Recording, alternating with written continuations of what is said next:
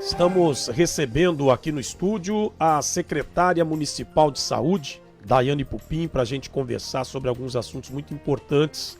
Estamos aí vivendo esse período do inverno e muita gente tirou o foco da influenza, né, por exemplo. Mas nós temos também notícias boas na área do enfrentamento à dengue, que é o bom índice de vacinação, de cobertura vacinal de Aparecida do Taboado no cenário estadual. Então, o município, junto com outros 20 do estado, chegaram ao patamar, superaram a meta dos 100% de cobertura vacinal. E isso trouxe benefícios para Aparecida do Taboado, sinal que a estratégia, né, Nestor, deu certo em razão de tudo que foi feito, dos chamamentos para que a população tivesse aí essa consciência. Afinal de contas, nós tivemos muitos casos de dengue no início do ano até agora, e a vacina ela é disponível para a faixa etária dos 10 aos 14 anos. Mas mesmo assim, o município atingiu essa meta e foi um dos destaques a nível de estado. A procura, no início, Mauro, a procura estava baixa, né? Até a secretária estava sempre aqui reforçando sobre isso. E agora atingiu 100% da meta, é isso, secretário? Bom dia. Bom dia, Nestor, Mauro, ouvintes, é um prazer estar aqui. O Estado ele lançou uma campanha chamada MS Vacina Mais Dengue, que era exatamente com esse objetivo de fortalecer os 79 municípios para que eles conseguissem atingir esse público-alvo de vacinação da dengue, que são as crianças e adolescentes de 10 a 14 anos. Aqui no município, a gente teve algumas estratégias que foram a vacinação à noite, aos finais de semana, e também fizemos busca ativa através dos agentes comunitários de saúde. Então, a gente entrou dentro do sistema, viu aonde existia esse público, essa faixa etária, e o agente comunitário passou a fazer visita, tentando aí motivar essas pessoas a procurarem o serviço de saúde. Graças a Deus, conseguimos atingir a meta, junto com mais 20 municípios do estado de Mato Grosso do Sul, em relação à primeira dose. Mas quero aproveitar o espaço, Nestor, e dizer que a vacina contra a dengue são 2 doses, com intervalo de 90 dias. Então, é uma grande conquista, a gente fica feliz, a gente agradece a população que nos ouviu, as unidades de saúde que se movimentaram, mas ainda não atingimos essa mesma cobertura para a segunda dose. Então, importantíssimo, mãe, pai, responsável que está me ouvindo, deu a primeira dose, olha lá no cartãozinho de vacina se não tem o agendamento para a segunda dose, né? Se ainda não tomou, procurar a unidade de saúde, todas as unidades têm a vacina, para que possa estar tomando essa segunda dose, porque são 2 doses para que gere a imunidade esperada da vacina. Então, uma dose é legal, mas não gera a imunidade total que o imunizante pode gerar na criança. Então, é importante agora a gente se preocupar aí com a segunda dose, que a gente está numa cobertura aí de 52%. Secretária, a secretária está querendo dizer, então, alertar aos pais que quem tomou a primeira dose pode sim contrair uma dengue. É isso? Sim, na verdade, até tomando as 2 doses, Mauro, ainda existe a possibilidade de contrair dengue. A possibilidade é pequena e, se ocorrer, vai ser uma dengue leve, né? Essa é o intuito da vacinação, né? Até a vacina da Covid, da influenza, a gente pega, mas pega mais leve. Mas é importante tomar as 2 doses, né? A gente está muito feliz com o alcance dessa meta, uma meta importante, de 100% aí dentro da dose 1. Isso é 100% da meta estimada pelo Estado, né? Porque às vezes tem alguém me ouvindo e fala, mas meu filho não tomou. Mas é porque a gente tem uma meta estimada, de acordo com o IBGE, né? De uma quantidade X de pessoas. Quais são esses números aí, São 180 crianças nessa faixa etária de 10 a 14 anos, segundo o IBGE. E a gente já atingiu. Para a primeira dose, 100% da meta atingida. Exatamente. E qual que é o percentual já da segunda dose? 52%, Nestor. Então, assim, às vezes é pessoa que ainda não deu os 90 dias e aí e por isso ainda não tomou, mas eu acredito que ainda exista pessoas que já deu o prazo, tá lá o agendamento de lápis na carteirinha, mas ainda não procurou a segunda dose. Então, é importante neste momento Cuidar da segunda dose. A vacina está disponível aí. Sim, está disponível em todas as unidades de saúde. Secretária, e vamos continuar falando sobre dengue. Os números acalmaram ou ainda tem muita gente pegando dengue na cidade? Olha, a gente teve uma diminuição de casos confirmados semanalmente. Isso acontece porque começou a chover menos, começa a esfriar. É esperado para essa época do ano, mas esse ano a gente teve muito caso de dengue, né? Inclusive a gente fez aí a adesão a um projeto do estado chamado Ovitrampas, acho que até comentei aqui já sobre isso, para tentar fortalecer a cada dia mais as estratégias para a gente evitar a dengue. Mas a gente sabe que a dengue, ela tem uma corresponsabilização, né? Cada um tem que cuidar do seu quintal, é difícil, né? É um mosquito transmissor. E esse ano realmente foi um ano atípico, mais de 500 casos, um número grande no ano, mas os números estão em declínio. Secretária, e sobre o Ovitrampas, que é essa armadilha, né, para o mosquito Aedes aegypti. Nós acompanhamos a reunião, o treinamento para os agentes de vigilância epidemiológica, os agentes de endemias, e aí a pergunta que eu faço é, já está em andamento essa instalação das armadilhas nas residências? Em que pé está esse trabalho? Mauro, o Estado teve aqui no município fazendo a capacitação com o setor de controle de vetores. Agora eles vão fazer o envio dessas armadilhas, o Estado manda essas armadilhas para cá e a gente começa a instalação. A previsão é para agora o mês de julho, a gente já começar essa instalação. Por que agora? Ah, mas agora não tem muito caso de dengue.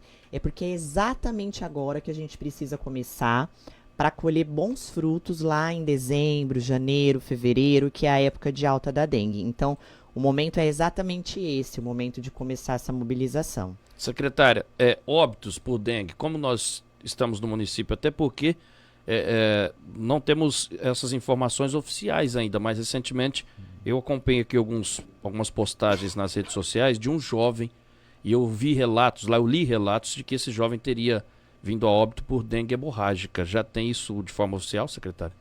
Ainda não, Nestor, mas muito provavelmente esse óbito ele vai se fechar como dengue, provável hemorrágica. Por que que ele ainda não está constando em nenhum boletim? Porque essa confirmação ela vem do estado de Mato Grosso do Sul através dos infectologistas que fazem essa verificação. Então, quando alguém chega no hospital ou na unidade de saúde, né, caso grave de dengue, é coletado o exame, enviado para o LACEN, que é o Laboratório Central de Campo Grande, e aí, mediante o resultado do LACEN, a infectologista ela fecha o caso. Muito provavelmente, esse caso ele vai ser encerrado como dengue, a gente acredita que do subtipo hemorrágico, mas eu não consigo afirmar agora para você com 100% de certeza, porque eu preciso do laudo do LACEN e da infectologista para fazer essa confirmação, né? E aí sim, ele constará dentro do óbito, esse óbito dentro do boletim estadual e, consequentemente, dentro do boletim municipal. Mas a gente acredita, pelo agravamento, pelos sinais, sintomas, ele tinha um teste já de dengue positivo, a gente acredita que vai se encerrar como dengue hemorrágica. Um jovem, 25 anos, é isso? Eu acho que ele estava com 24 anos e alguns meses, quase 25. Secretária, falando sobre óbitos, infelizmente, o boletim epidemiológico da Secretaria de Estado de Saúde confirma mais um óbito por H1N1 aqui no nosso município, a influenza H1N1. Só que o boletim da Secretaria de Estado de Saúde, ele não nos traz muitos detalhes sobre isso, ao contrário daquele primeiro óbito daquela senhora naquela ocasião. Tem alguma informação sobre os dados da pessoa que veio a óbito, esse segundo óbito no município de Aparecida do Taboado? Mauro, o primeiro óbito, eu acho que vocês vão se lembrar, uma mulher de 50 e poucos anos, a gente chegou 58. 58, exatamente, a gente chegou a conversar sobre isso. Esse segundo óbito é de uma criança falecida no dia 17 de maio, onde teve uma dupla carga viral, e aí foi constatado pelo LACEN, né, a influenza e também um outro tipo de vírus. Eu não sei se era o adenovírus ou o rinovírus, mas era uma dupla carga viral. Inclusive, no boletim estadual de SRAG, que é a Síndrome Respiratória Aguda Grave, nesse último boletim, que é do dia 14, o Estado não lançou um mais recente, são 463 óbitos por síndrome respiratória aguda grave no estado. É muita coisa. É muita coisa. No ano passado foram 100 e alguma coisa, eu não me recordo o número exato, no ano todo. E esse ano, acredito que esse número já seja maior, porque o boletim é do dia 14, são 463, e a grande maioria em crianças e idosos. Então, assim, é um número muito preocupante. Vocês sabem que a gente está aqui sempre falando da campanha de influenza, vamos tomar vacina, vamos abrir à noite, vamos fazer aos sábados, por conta justamente da situação que o estado de Mato Grosso do Sul ele tem enfrentado ultimamente. E aí a gente está aí constando no boletim com 2 óbitos, realmente, Mauro. O óbito foi dia 17 de maio. E o momento atual da influenza, Daiane? Aqui para nossa cidade, bom, claro que a gente fala de uma realidade de estado também, mas vamos trazer para a realidade de Aparecida do Taboado. Em razão de não se falar mais muito sobre influenza, às vezes a gente acaba deixando de lado. Inverno chegou, ainda há essa preocupação com a gripe, porque a influenza é a forma grave, é onde já levou aí mais um óbito, são 2 óbitos, porque H1N1 é um subtipo da influenza, né? E lembrando que de influenza nós temos confirmados, segundo o boletim da Secretaria de Estado de Saúde, de pessoas aqui de Aparecida do Taboado, 4 casos de H1N1, 2 de influenza A, fora de outras síndromes respiratórias agudas graves, né, secretária? São um total de 26 total. casos de síndrome respiratória aguda grave, segundo o último boletim. E também são dados preocupantes. Mas aí eu pergunto, como é que está o foco da Secretaria Municipal de Saúde em relação à influenza aqui no nosso município? Mauro, hoje a gente já vacinou 8.100 pessoas contra a influenza, através das campanhas que a gente tem feito.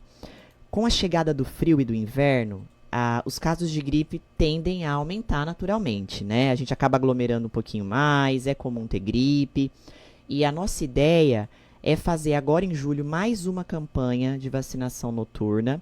A gente está esperando o estado de Mato Grosso do Sul enviar mais uma quantidade de doses de influenza para nós. Nós temos, mas a quantidade ela não é suficiente para fazer uma grande mobilização, porque normalmente quando a gente faz essa campanha noturna, a gente vacina uma média de 500 pessoas.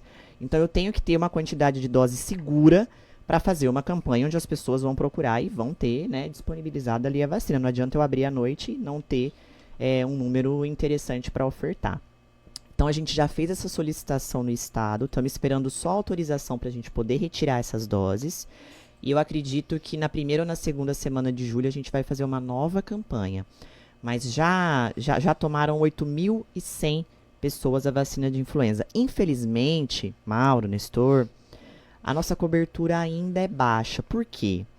Porque o Estado leva em consideração o público-alvo da campanha, que são gestantes, idosos, crianças. E neste público-alvo, a nossa cobertura está em 46%, que é o pessoal que mais deveria vacinar, né? Que é a maior preocupação, que é o caso do óbito, que é o caso do agravamento, né? E a gente percebe que dentro desse boletim de SRAG do Estado, a maioria esmagadora dos casos, criança e idoso, que tem vacina.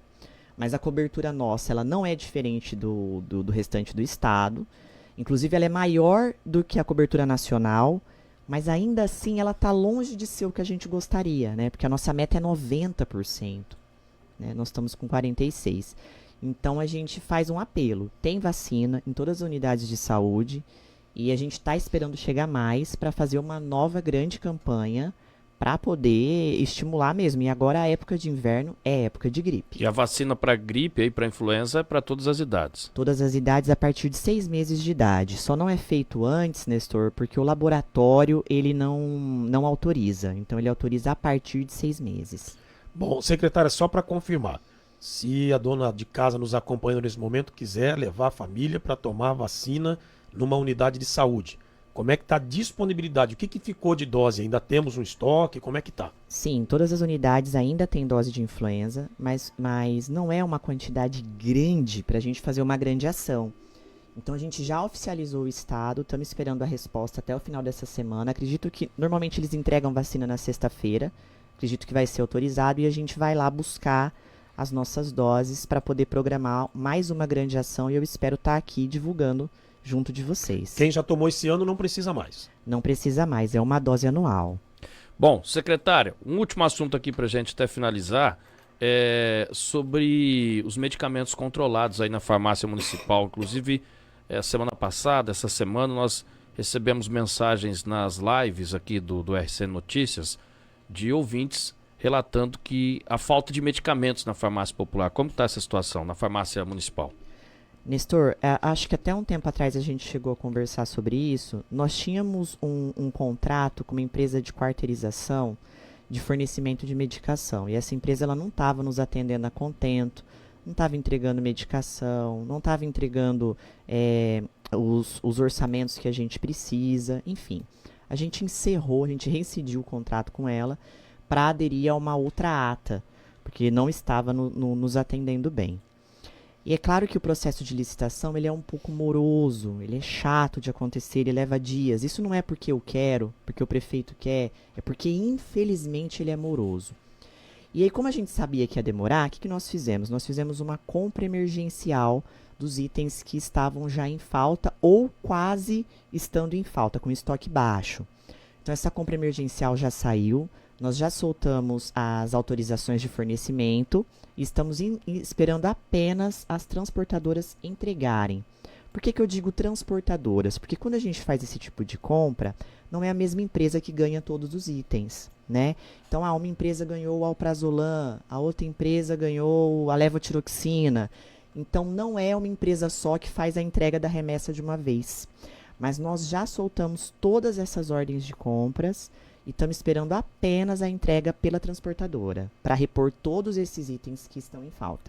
Quantos itens aproximadamente faltam hoje? Nestor, uma média de 10 itens. São todos medicamentos controlados? Não, nem todos. Mas a gente tem um medicamento controlado que tem uma saída muito grande, que eu acho que pode ser esse que o ouvinte te comentou, que é o alprazolam de 1 grama. Sim.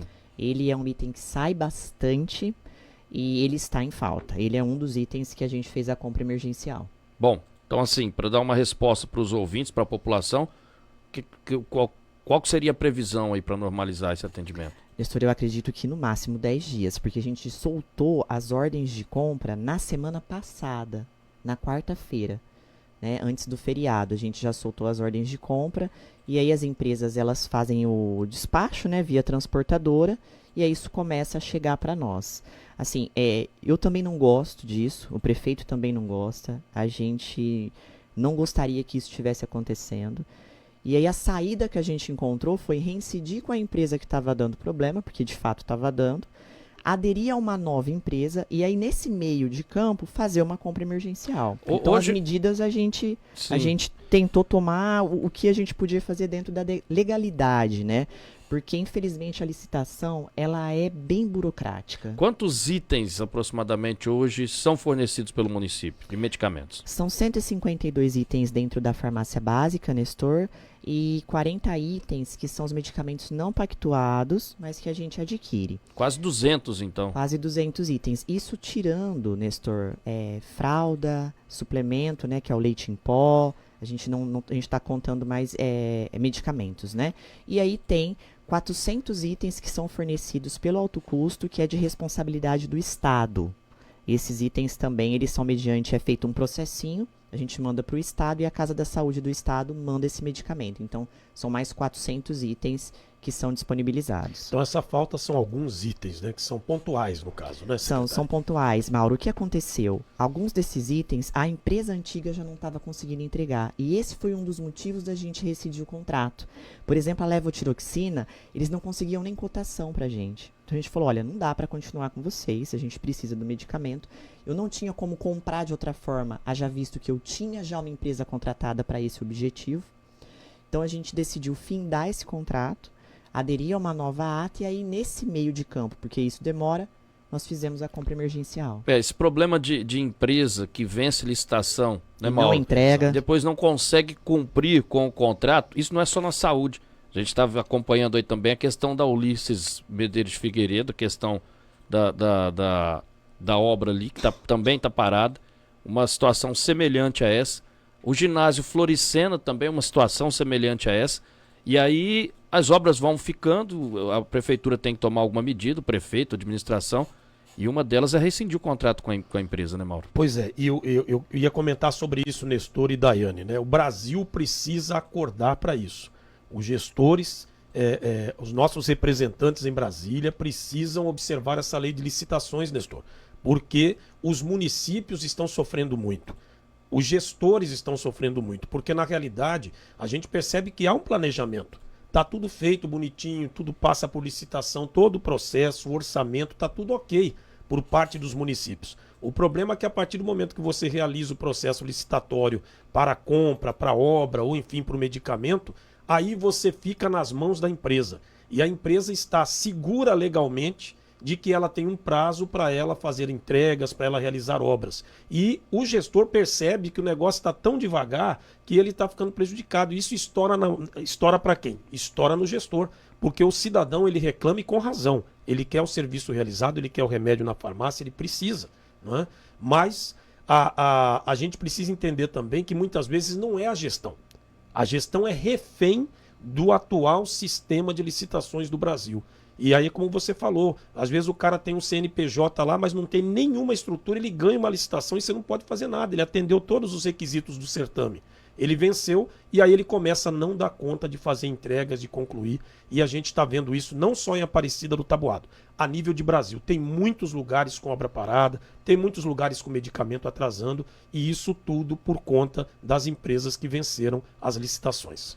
Secretário, agradecer aqui a sua participação, secretária Daiane Pupim, secretária municipal de saúde, quer deixar mais alguma mensagem, um recado? Nestor, eu peço desculpas em meu nome, em nome do prefeito. A gente não queria que essa situação tivesse chegado a esse ponto. E aí, para resolver, a gente rescindiu o contrato, estamos fazendo outro contrato, fizemos a compra emergencial, estamos tentando tramitar para que isso se resolva o mais breve possível. Então a gente pede desculpas. A gente sabe que medicação é coisa séria, saúde é coisa séria, não pode faltar medicamento. E esse foi a gota d'água para a gente rescindir esse contrato. E fizemos, claro, essa compra emergencial. Então a gente pede desculpas, a gente pede um pouco mais de paciência, já fizemos a aquisição e muito em breve tudo isso vai chegar, a gente vai repor, vamos entrar aí com uma nova ata e a gente espera que essa nova empresa consiga nos atender a contento, porque a população merece isso. Tá certo. Secretária, obrigado pela participação. Parabéns, eu acho que é isso mesmo, trazer o esclarecimento, informar a população, deixar tudo bem esclarecido para que, né, o cidadão que está lá esperando o medicamento, ele não tem essa resposta e muitas vezes, através da Cultura FM, do RC Notícias, a gente consegue levar essa informação aí mais precisa à população.